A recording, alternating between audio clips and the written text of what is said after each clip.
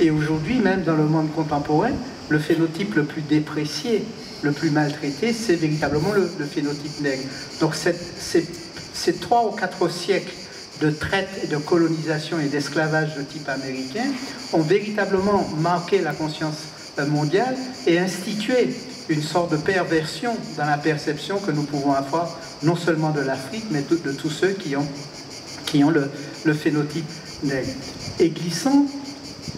il va repérer dans le fonctionnement de la plantation esclavagiste des éléments qui sont absolument déterminants. Et contrairement à Césaire, qui dans les années 30 va commencer à contester la colonisation et à revendiquer cette partie des Amériques et des Caraïbes et de la Martinique qui était d'une certaine manière niée par le colonisateur, c'est-à-dire cette idée que l'Afrique était un lieu de sauvagerie, que l'homme noir était pas vraiment un être humain, qu'il fallait les civiliser, etc., etc. Il va pousser cette espèce de grand cri nègre et il va passer, pour ainsi dire, par-dessus, d'une certaine manière, le bateau négrier pour essayer de récupérer une origine, une source, une sorte de vitalité africaine avec laquelle il va exercer